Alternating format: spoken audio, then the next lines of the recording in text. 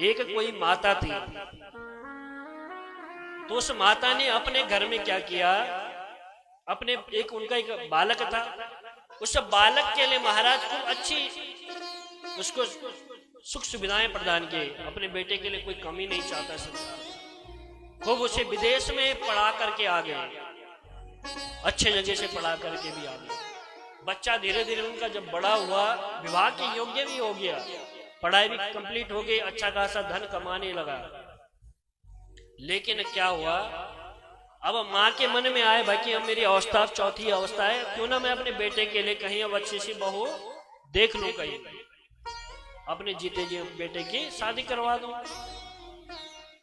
माँ के मन में हर समय ये चिंता रहती थी बनी हुई, जैसे हम लोग के प्राय हम लोग भी करते हैं ऐसा। तो माँ ने सोचा भाई कि अगर मेरा बेटा विदेश से पढ़ा है तो मैं साधारण घर की लड़की क्यों लाऊं। ध्यान से सुनना आप लोग पीछे वाले भी, कि मैं साधारण घर से लड़की क्यों लेकर के आऊं। ऐसी लड़की चाहिए मुझे जो पोस्ट ग्रेजुएट, जो पढ़ी लिखी हो, धन संपत्ति में भी परिपूर्ण हो, किसी चीज में वह कम ना हो। सब चाहते ही ऐसा।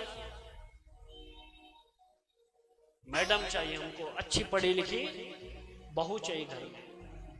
रिश्ते के लिए सब जगह अपने जितने भी रिश्तेदार थे सबसे कह दिया भाई कि हमारे बेटे के लिए बहू देख के आना आप कहीं से अच्छी सी।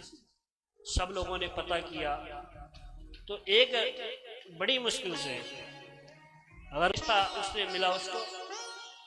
अब वह रिश्ता जैसे आया तो महाराज उन्होंने शादी सब कुछ देखा भाला, रिश्ता तय कर दिया।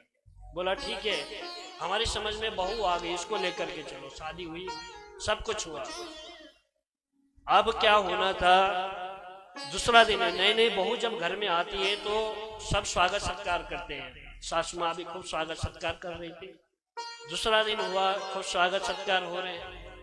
बहू आराम से अपने उठ के 8, 9 बजे 10 बजे जो उसका उठने का टाइम था, रूटीन बना था, वो अपने टाइम पर रोज उठती थी। इस तरह से क्या हुआ, 1-2 महीने बीत गए पूरे। 1-2 महीने जैसे बीते तो रोज उसकी माँ वृद्ध हो गई थी, रोज झाड़ू पोछा लगाती थी सुबह सुबह। तो बेटे को दया आ गई, माँ पर तरस आ गया। बोला अरे मेरी माँ को अपने सुख के लिए तो शादी करवाई मेरी, लेकिन आज मेरी माँ उल्टा दुख में फंस गई। मेरी माँ रोज सुबह सुबह झाड़ू पोछा कर रही, बताओ। अब बहू को तो बोल नहीं सकता, एक पुरुष दोनों तरफ मारा जाता है। अगर माँ को कुछ बोल दे तो माँ सोचती कि बहू का गुलाम हो गया, और बहू को बोल दे तो कुछ तो समझता ही, तो बहू समझती है कि वह सासू का गुलाम हो गया। एक पुरुष दोनों तरफ मर जाता है। अब क्या होना कि जब 3 महीने हो गए रोज झाड़ू पोछा मार रही है, बेटा गया, बेटा से देखा नहीं गया तो माँ से झाड़ू पकड़ लिया। अब कौन माँ चाहती है भला ऐसा कि मैं अपने बेटे को झाड़ू पोछा दूं उसके हाथ में। अरे बेटा कोई बात नहीं, झाड़ू पोछा मैं खुद कर दूंगी, आप अपना काम करो। नहीं, दोनों में खूब बहस होने लगी उसमें।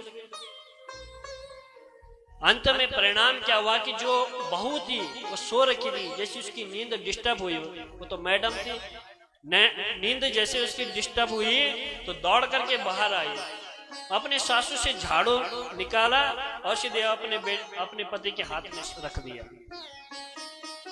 बोला कि सासू माँ इस तरह से आप क्यों लड़ रहे हैं, मुझे बहुत दुख होता है।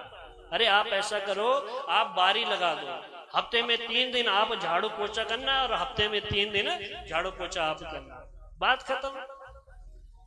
अब सासू माँ ने अपने माथे पे जोर से हाथ से मारा। बोलो मैं तो कहाँ चक्कर में पड़ी थी कि भाई अच्छी खासी पढ़ी लिखी मैडम लेकर के आऊंगे, अच्छी बहू लेकर के आऊंगे, लेकिन इस बहू ने तो मेरा सब कुछ नष्ट कर दिया। तो आज के टाइम पर लोग बहू को नहीं ला रहे हैं, लोग मैडम को ला रहे हैं। और मैडम कौन है? मैं, जिसके अंदर अभिमान आ जाता है वो मैं है। दम का मतलब जिसने सब कुछ खत्म कर दिया अपने घर में, अपने परिवार को तोड़ दिया है, वो बहू नहीं हो सकती है, वो मैडम ही वास्तव में मैडम है। तो ऐसी बहू को ला करके क्या फायदा है, ऐसी मैडम से। कम पढ़ी लिखी हो चलेगा, लेकिन घर में अपने घर वालों के, अपने माता पिता, अपने सास ससुर की सेवा करने वाली हो, अपने घर वालों के देख रेख करने वाली हो, परिवार को जोड़ करके जो रखे, ऐसी बहू लेकर के, और ऐसी बहू ढूंढना बड़ा कठिन है महाराज।